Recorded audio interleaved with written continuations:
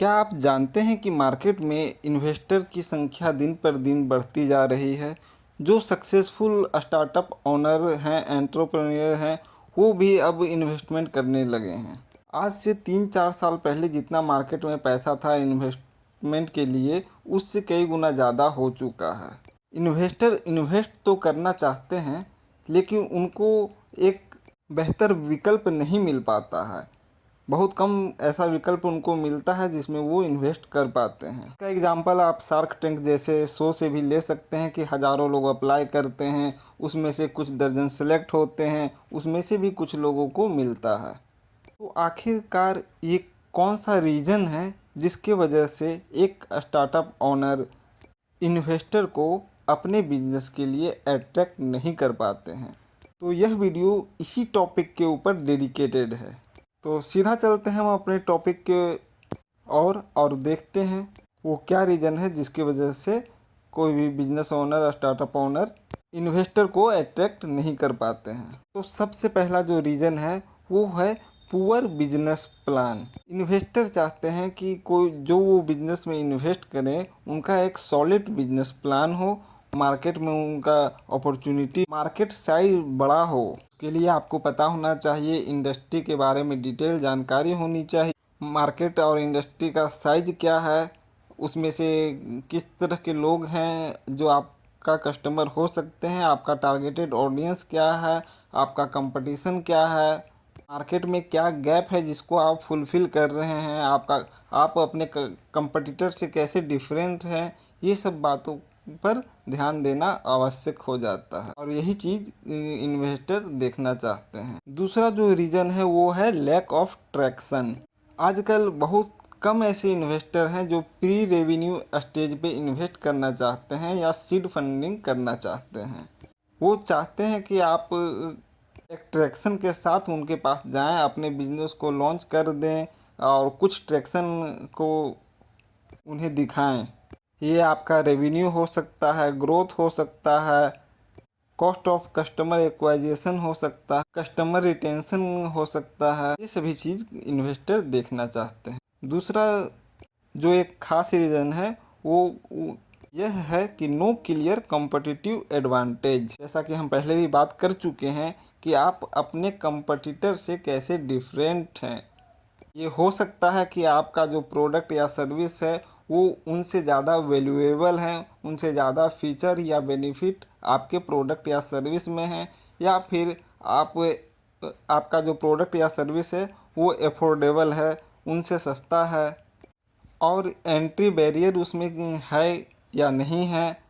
अगर entry barrier नहीं भी है तो आपके कंपटीटर के लिए या नया बिजनेस ओनर के लिए कितना डिफ़िकल्ट या कितना इजी है सेम प्लान को एग्जिस्ट कर पाना, और ये एक बहुत बड़ा रीज़न हो सकता है। साथ ही साथ कुछ इन्वेस्टर जो हैं वो चाहते हैं कि उनका एक एग्जिट प्लान होना चाहिए, क्योंकि इन्वेस्टर शॉर्ट टर्म में भी इन्वेस्ट करते हैं, लॉन्ग टर्म में भी इन्वेस्ट करते हैं, लेकिन वो चाहते हैं कि उनका जो पैसा हो वो मल्टीप्लाई हो और वो लिक्विडिटी का चांस ज़्यादा से ज़्यादा हो, जिसके कारण वो जब चाहें तो वो अपना पैसा को निकाल सकते हैं। चाहे ये नेक्स्ट वैल्यूएशन के ऊपर हो सकता है या फिर आईपीओ स्टेज पर भी हो सकता है। कुछ स्टार्टअप ओनर इन रीजन पर काम करते हैं और सफलतापूर्वक कर भी लेते हैं, फिर भी उन्हें फंडिंग नहीं मिलती है। इसका जो सबसे बड़ी वजह होती है वो है लैक ऑफ ट्रस्ट। याद रखिए कि आपका बिजनेस प्लान कितना भी सॉलिड क्यों ना हो, आपका कंपटीटिव एडवांटेज जो है वो कितना भी अच्छा और अट्रैक्टिव क्यों ना हो, जब तक आपका के ऊपर इन्वेस्टर का ट्रस्ट नहीं होगा वो इन्वेस्ट नहीं करने वाले हैं। ट्रस्ट बिल्ड कैसे करें, ये सवाल आता है। तो ट्रस्ट बिल्ड करने के लिए आपको ऑनेस्ट रहना होगा। साथ ही साथ आपको यह दिखाना होगा कि आप काफ़ी इन डेप्थ रिसर्च किए हैं और आपको आपके इंडस्ट्री का, आपका फील्ड का बहुत अच्छा जानकारी है। आपके पास एक सॉलिड टीम है, सॉलिड बिजनेस प्लान है और आप एक विजनरी बिजनेसमैन हैं। इसमें से सबसे बड़ी चीज़ जो है वो कि वो आप ऑनेस्ट हैं। आपका कुछ छोटा मोटा वीक पॉइंट है तो आप उन्हें भी खुद से बता सकते हैं, जिससे कि आप ऑनेस्ट प्रतीत होंगे।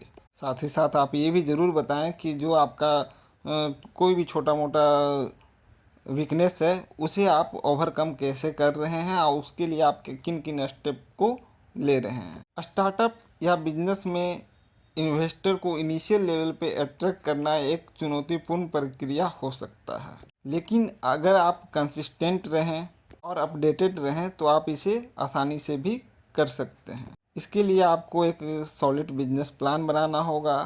आप अपने कस्टमर से डिफरेंट कैसे हैं ये बताना होगा।